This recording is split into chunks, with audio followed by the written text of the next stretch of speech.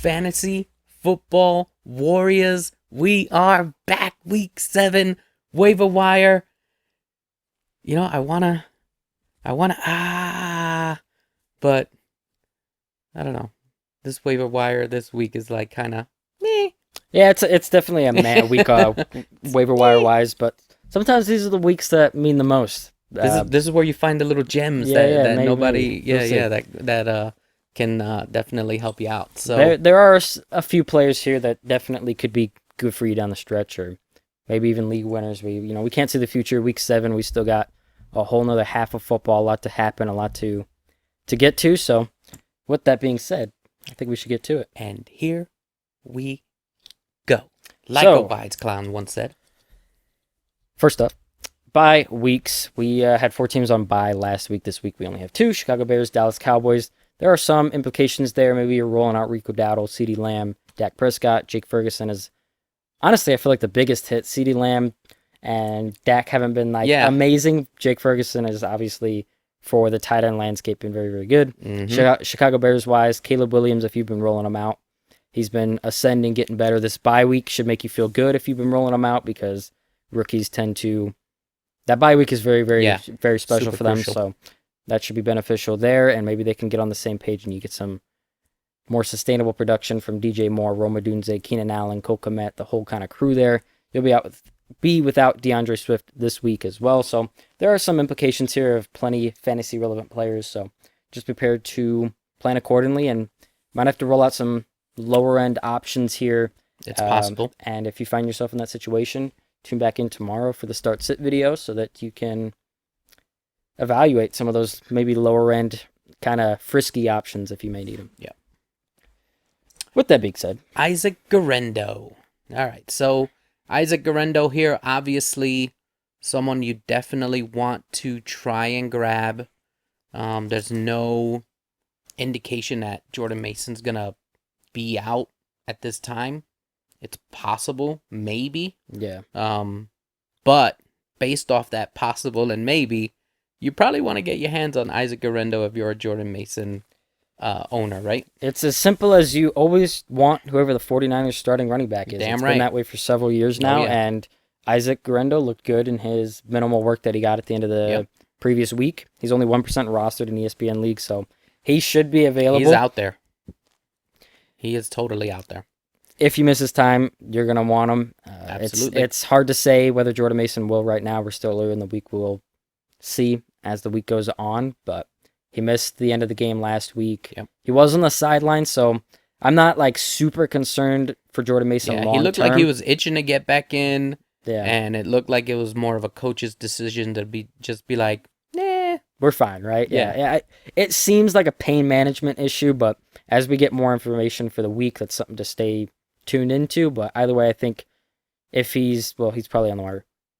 Probably someone you want to go after just in case, especially if you are someone who's missing a DeAndre Swift this week or something like that. Someone you can plug in this week. I think that's probably the extent of it. I doubt Jordan Mason misses another week. Yeah. And I mean, Christian McCaffrey's, I think, eyeing a week 12 or something like that return. So I don't think he's a super long-term option, but no. You want the 49ers starting running back? If you have an opportunity to get him, I would say get him. This could be a one and done, save me this week kind of thing. And if you need him, go get him. Absolutely. Sean Tucker, 1.1% rostered in ESPN Sean leagues. Tucker, finally coming into his own. I mean, this is just his second year, rookie from last season. People expected him to. It's funny. Kind of had the same narratives going on in the offseason with Rachaad White.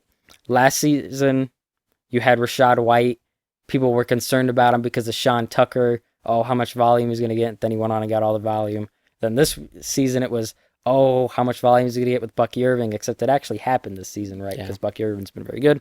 However, with that being said, Sean Tucker is the man we are speaking of. He played very well last week. And that's what I guess that's what I meant, right? Like, he actually showed, like, what the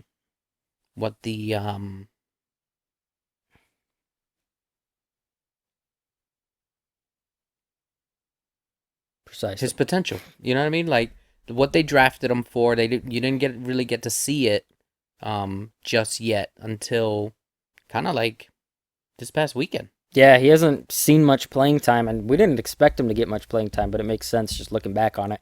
They were running a split with Rashad White and Bucky Irving. It makes sense that they'd get someone else involved. With that being said, however, all of those touches came in the second half after because obviously blew out the Saints, right? Mm-hmm. So temper expectations here. He only had one touch in the first half of football. Bucky Irving was dominating the touches, and then kind of game got away from him, and they got someone else involved, as you do. So he played very well. 14 carries for 136 yards and a touchdown on the ground, 3 for 46, and another touchdown through the air. So he played well. He flashed potential here, and I think he's a worthy add because Rashad White hasn't been all that great for a couple of seasons now, and you kind of seeing Bucky Irving and now Sean Tucker both wildly outperforming what we've seen from Rashad White. So it's possible you kind of get a little like, well, how much longer does Rashad White have this job, right? Bucky Irving is obviously someone we want going forward. We've been rostering him, but Sean Tucker is someone that comes in now with this performance where if Rashad White were to miss any more time, what's saying he doesn't earn more playing time, right? So kind of another stash candidate here. I'm not sure if he'll help you out this week. It's hard to say. Yeah, you never know in a coach's mind if they want to just ride a hot hand. Yeah. They see, oh, Sean Tucker. Man, we might have something there. Yep. We need to see more, right? And then it becomes the Sean Tucker show. You just never know, right? Yep. So after a performance like this, I think it needs to be rostered. Demario Douglas, 21.1% rostered in ESPN leagues. In Drake May's first start, he led the way with a 24% target share, 6 for 92 and a touchdown. Solid production there. He's had some spikes here and there. He finished hot last season, and Drake May obviously was looking for him out of the slot. I think he played over 80% of his routes from the slot. So there's the slot guy. And he gets a very, very juicy matchup this week against the Jaguars, who are just the team to throw on. They have one of the worst defensive back EPA send it my way. The entire defensive EPA, it's been rough sledding there in the passing attack. So Demario Douglas this week, if you're someone who's missing a CeeDee Lamb, a DJ Moore, definitely a good option here with Pop Douglas. Drake May, just speaking of New England and that juicy matchup against the Jaguars, didn't look half terrible, considering he didn't. He was stepping in a very, very poor situation, or at least what we thought was a poor situation. He did get sacked plenty. Mm-hmm. The pressure to sack ratio was pretty high. Obviously, the O-line is not great, and they were going up against a team that has been getting some of the most pressure in the league. It was definitely not a spot we were expecting Drake May to go and throw do for anything over two and throw two. But it was an encouraging debut nonetheless. 243 yards passing, 3 touchdowns, added on. Yeah, there you go. Added on 38 yards passing. Obviously, there was 2 interceptions in there, but rookie debut, I'm not too concerned about it. Encouraging. He ran when he needed to. He was aggressive, moving the ball downfield. All things you saw of just college tape you saw on the football field today, and so good option. We mentioned him last week actually as a stash, and after this performance, once again, he needs to be stashed. Only 3.8% rostered. If you're needy at quarterback, he could be providing some, potentially league-winning upside down the stretch here as a very highly rated prospect, obviously. Right, and keeps acclimating, keeps getting more games under his belt, more confidence. This next game is a huge confidence builder. Yep. You know what I mean? So this is a good week, and if you need a streaming option this week, we will be coming back to Drake May. On the mid-tier options here, Jontavian Sanders. Probably not someone any of you have heard of. This is the first time I heard his name, to be honest with you. Only 0.3% rostered, obviously. He is their rookie tight end. But this week, he was second on the team in targets with an 18.4% target share. And he has been trending up in targets, receptions, and receiving yards over the last several weeks now. This week, 5 receptions, 49. Nothing blowing you away necessarily, but this is a team kind of starved behind Deontay Johnson. Xavier Legette has flashed. Jonathan Mingo has flashed, right? But nothing crazy. So if Jatavian Sanders becomes someone Andy Dalton's feeling comfortable with, given tight end position is what it is always every season, maybe this is a rookie who can provide some upside later down the stretch. Yep. Tight end Death Valley this year. Trey Benson and Amari DiMercato. James Conner left the game early last season. I don't think it's serious. There might not be any cause for aggression with Trey Benson or DeMarcado. However, if he misses the game, they're both viable plays, right? I do think it would be a split. Trey Benson getting the early down work, Amari getting the receiving role here. So you're not going to get a full workload out of either one of them, I don't think, unless Trey Benson severely underperforms or he greatly overperforms, right? That's kind of the what we're looking at here for earning a full-time role, or DeMarcado getting a larger role here. But like I said, I don't think it's anything serious for Connor. I think some of it had to do with the rest of the offensive performance. It was like, okay, James Conner is hurt. Let's not roll him back out there. But with that being said, should be rostering these guys as potential plugins this week. Cade Otton with a 23.9% ESPN rostered percentage.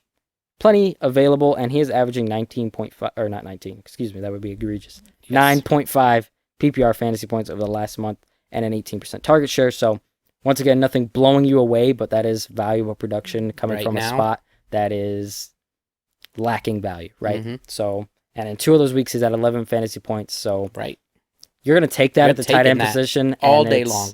Probably better than rolling out the 3, 4, 5 maybe that you've been getting, depending on which tight end you're rolling out there. So if you're still thirsting at the tight end position, which I'm sure plenty of you are, Cade Otton, I know for me, for sure, just my situation, Jake Ferguson's on bye this week. I'm looking for Cade Otton. Absolutely.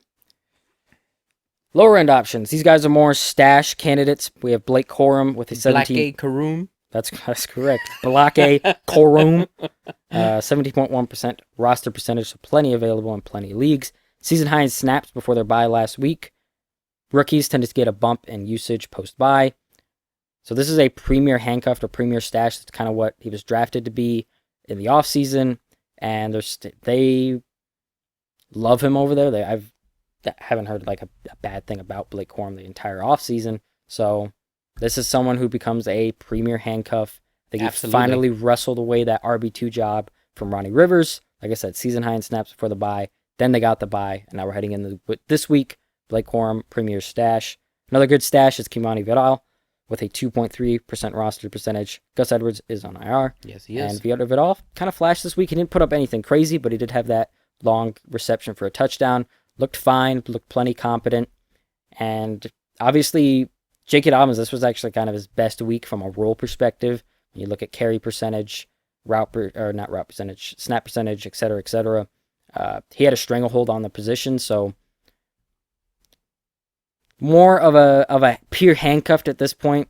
We'll see if the role grows. However, obviously they're running a split with Gus Edwards and J.K. Dobbins, so he's a high-end handcuff right now because he's a fine rookie, and obviously this offense runs the ball a lot.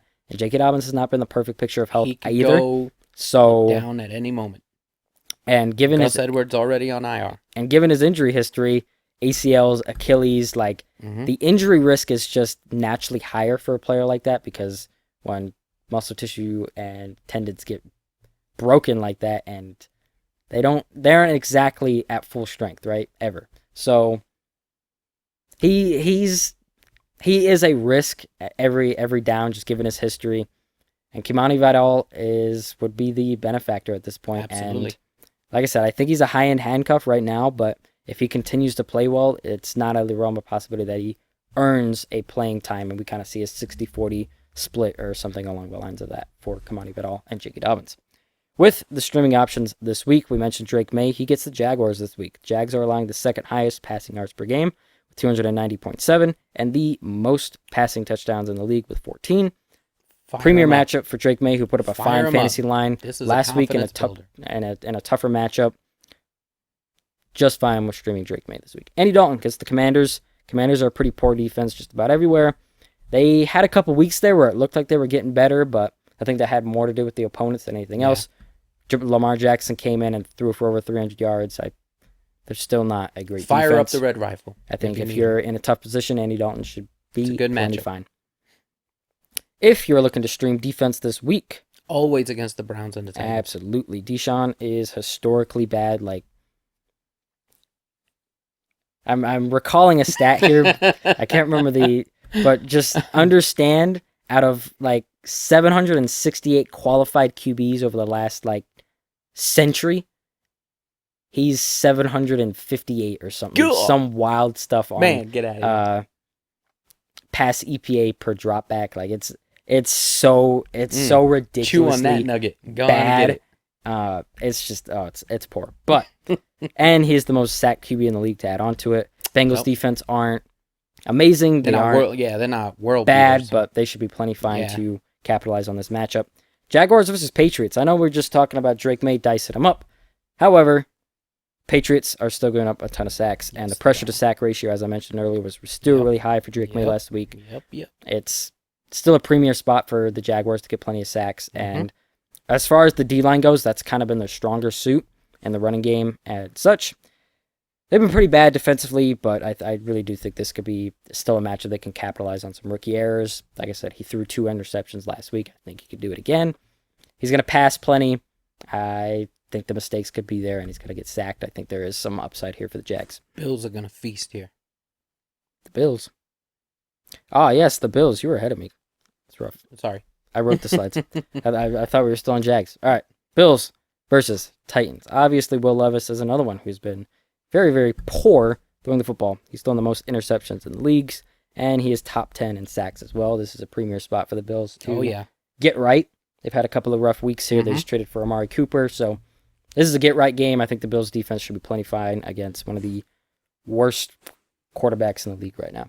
Oh, yeah. And with that, that is our Week 7 waiver wire. Those are our options. Those are our streaming QBs and defenses as well. There you go. So, Week 7 waiver wire. There you have it. Plan accordingly. Not a super heavy bye week. Only 2 teams. But still, you may find yourself in a pinch. Hopefully these nuggets help you find contributors that are going to help you win your week, get you closer to a fantasy championship.